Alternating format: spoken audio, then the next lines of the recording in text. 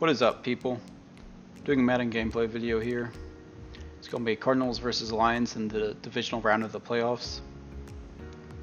During the regular season, I went 12-4 and got the number 2 seed in the NFC, and the Lions went 12-4 and got the number 3 seed in the NFC. So on paper, it looks like it's going to be a pretty good matchup, with both of us finishing with the same records in the regular season, and this being a second round of the playoffs game. So starting out here on defense, I'm going to come out in quarters. I want to have 9 guys in run fits to defend anything like that play there where they try and run stretch, dive, power, counter, anything like that. I want as many guys in run fits as I can get. And don't let them get cheap and easy yards. Here is second down. He's going to try and throw a corner out, but his receiver is bracketed. He had a safety over the top and the corner underneath. Here, third down, I'm going to come out and cover 9. You see there, he's got nowhere to go with the football. He's going to try and throw the ball up the seam, but the safety's gone with that the entire way with his vertical matching.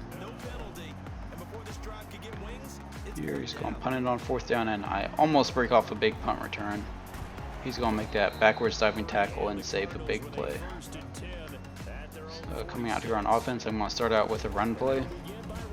And you're going to see me run the ball a fair amount this game just because I don't have the receivers to match up with his guys in man coverage. Yeah, besides D-Hop, most of my receivers are the smaller, shifty slot type of guys. We've got Andy Isabel and Tutu Atwell. And that's really, they're both ideal poster boy childs for the slot receiver. But I have Izzy playing on the outside there, which he's not really well suited to do. He doesn't have the height or catch in traffic for being that tight window contested big play type of guy. What he excels at is things like this here, where you get them the ball underneath and get a lot of yards after the catch. Coming out here, I'm going to run, I was running 94 there from trips. I'm going to change it to 6 and take D-Hop and put him on a drag. Could have maybe gone with a fade route there since the cornerback was playing with inside leverage. It looked like they're in cover 1. But I don't really want to try and test that because that's Jeff Okuda out there, I believe, covering D-Hop. And in this league, he's got pretty good speed. He's a superstar cornerback. He's got height. He's got excellent coverage skills. Just all around, not a matchup I really want to test too much. Here initially I'm going to check to Y stick, but at the last moment I'm going to change it, or I check to Y corner rather, and at the last moment I'm going to check to Y stick. And that backslide slants wide open for the touchdown. Second drive of the game, he comes out here in this I formation and wing play. So what I'm going to do is change it to show blitz as an adjustment, and that moves both my safeties down in the box. So I've got 9 guys in run fits, all within less than 10 yards of the line of scrimmage. I'm going to run palms against trips. There, he almost got that corner out. Buda Baker plays with inside leverage on that, but he's just an absolute beast and is able to recover and break that up. Third down, it's going to just run vertical play action play, crosser type of plays, and that slant or drag on coming across from the other side. It's a pretty common thing you'll see online. Here's going to come out in under center bunch. I'm in cover 3 cloud. Just trying to stick in 2 high coverages. The cover 3 cloud is about the only spot drop coverage I'll run in a game. Yeah, it's really about the only decent spot drop 2 high coverage that I really like. Here he just tries to throw the bracketed receiver and he can't get anything out of it. So second down, I'm going to come out and cover 3 buzz. And I got the double slants there. I'm the only defender over there to cover it. So I'm trying to position myself in between them so I have a chance on both. But in the process, I wind up just giving up the first slant. Yeah, I don't have the numbers in the box at all. My guys are poorly aligned. I need at least 6 guys in the box against that. I tried to move my guys around before he could snap the ball, but I just couldn't get it off there. Here, first down, I'm going to check to 94, and he's running cover 1 again, so I'm going to go with that backside whip there and get some yards after the catch. I'm going to throw the ball short to people who can score as many times as possible. That's what we want to do in this offense. Here I just give him some healthy doses of the run game. He's coming out here in these dime sets with these weak boxes. And there, I should not have thrown that. Quarterback's always going to put the ball behind your running back on any type of flat route and man coverage and give the defender a chance to pick it off. But it's fine, you know, we're not going to be held off the scoreboard for the remainder of the game, and it's not like he's scoring every drive based off what we've seen so far. Here I'm getting kind of sick of cover one every single play, so I'm going to go with these stop and go routes on the outside and just take a shot on one of them. And there's Isabel's speed just getting over the top and getting separation.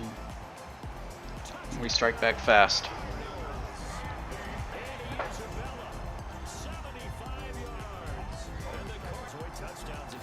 Here he's going to run empty. Good, maybe at his tight end down there in the flat, he was wide open. Instead he takes a sack there. He's going to run a mesh sit concept. Hit one of the meshing receivers. Gonna run some no huddle. He's going to run another mesh sit concept with a different receiver being the spot route. This time I'm ready with my user and I pick that off.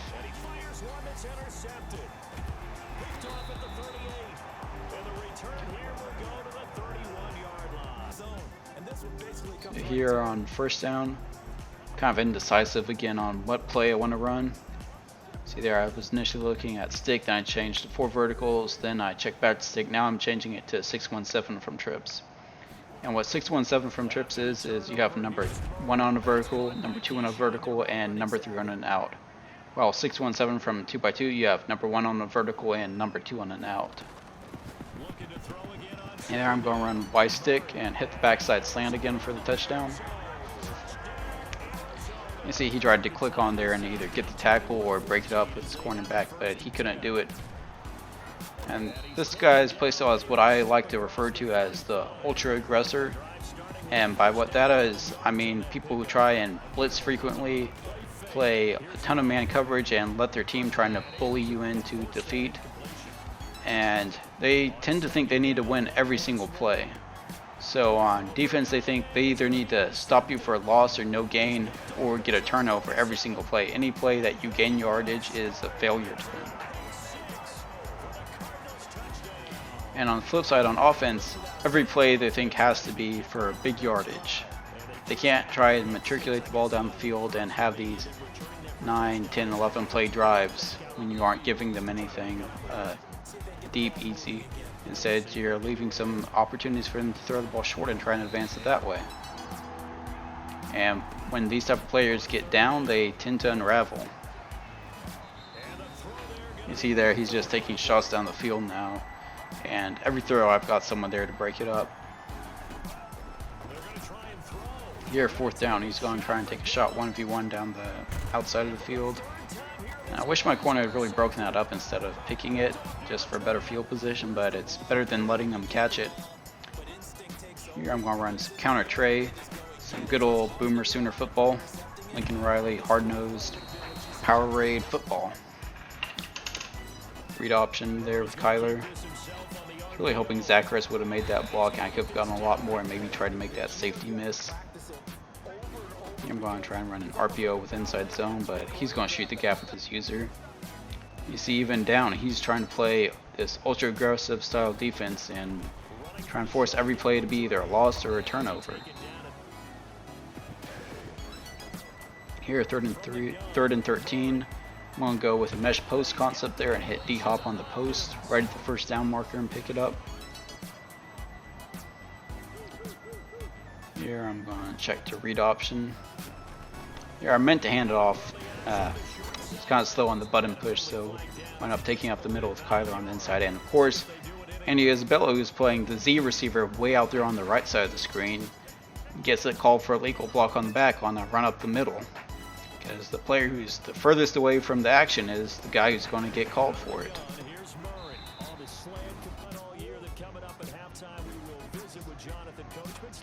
Here's 2nd down now.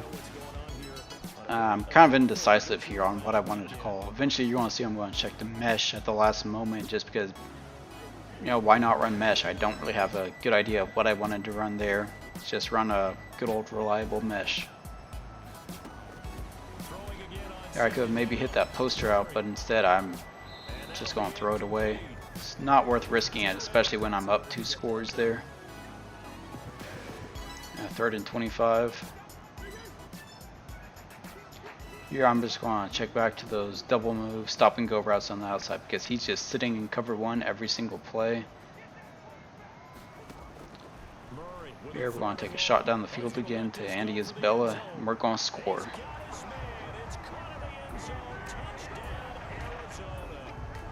That's kind of, if you want to be able to beat cover 1 for consistent big plays, that's kind of where you have to attack them, is deep on the outside and hope your receivers can win. There I'm going to try and run the ball, but I don't get anything out of it really, just get 1 yard. I'm going to check to play action crossing concept here. See again, playing ultra aggressive with his user down underneath. And crossing route's wide open. Here he's just being a complete idiot. He's running that engage 8 blitz. He's got no one on the outside despite me being in trips. And there my 96 speed receiver just gets tackled from behind. Here the same thing, he's just cramming everyone into the box.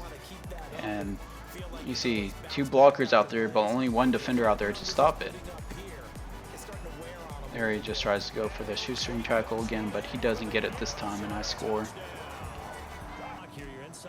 So here I'm kind of in a rough spot now because in this league you're not allowed to try and score if you're up 28. So when I'm on offense I can't really do anything, and on defense I just have to hope I can stop them from scoring. You see here, clock's running down the second half, only a few seconds left, and I get the user pick there. He tried to force it into the slant and I was ready for it. And now I can't really do anything with the 14 seconds left. I just have to run the ball and drain the clock because I'm up by 28. I'm just going to skip over most of the 3rd quarter and the 4th quarter because nothing interesting happened in them. I wasn't allowed to score and he couldn't figure anything out on offense. So that's really going to be all it was for this game. See there, he gets kicked for grieving. He was constantly taking delay of game penalties. He is upset about losing. And unfortunately this game didn't save the stats. So Kyler had around 280 passing in just that first half alone with 5 touchdowns and only that 1 interception. But anyways, part 2 of this is going to be coming out in a couple days for the conference championship round. Until then, peace.